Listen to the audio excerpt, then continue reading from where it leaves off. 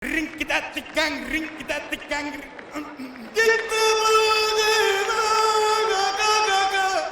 Sayandip aytmaga dilim barmaga gagadı. Sak dil. Sak diyendi sana. Ay dayı. Oğlum. Size ne gerek? Bir ne gerek dayı? Bileme ama. Ay yolunu kaytanla. Ay. Oh. Andire var yani. Oui. Gel gel. Selamun aleyküm ağa. Aleyküm selam benim. Tamam mı? He selam. Senin aytmana geldi. İşler görürsen. Söyle mi? Eyvallah. Ne misin geldiniz? Oui, selamun aleyküm ağa. Aleyküm selam. Tanık benim. Ne meray? Allah. Kimde kim aydamaydı bile olsa geliyor. Ne sonra geldik. Evrem çocuklardan yol yaşam. Aman yol yaşam. Başım çocuklarla gidiyor dağlara. Neyse? Dağa. Dağ dişim yok kayıtta. İneyim. Ha. Senin aydım aytyansın ha. Aytyan. Aytyan. Söyle mi? Evet. Hadi ama senin bu varlığını dinler. Dinle. Dilim barmaga gagadı. Dilim barmaga gagadı. Sakın aydınlık gene. Sakın ya. Her hilalama. Hadi ne ait basıyor. Yeri. Yürü! Aydın'ın başı ne dayı? Bileme ama.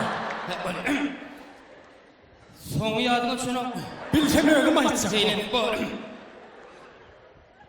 Döndürüm taştı, iyi adamın açtı. Yakada durdu, o kayda kırıklık kalamıştı.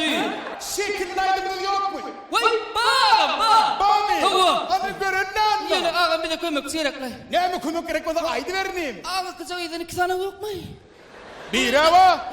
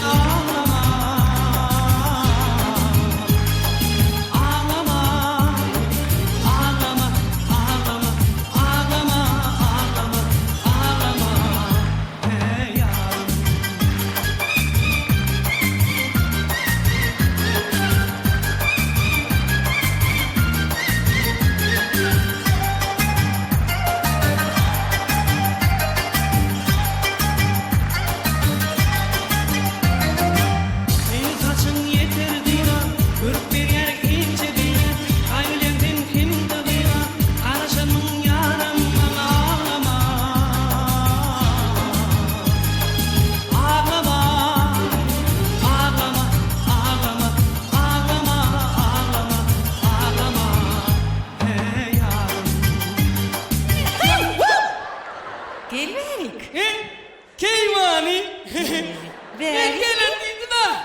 Geçen bilen nasıl mı? Verik. Verik. Sen onu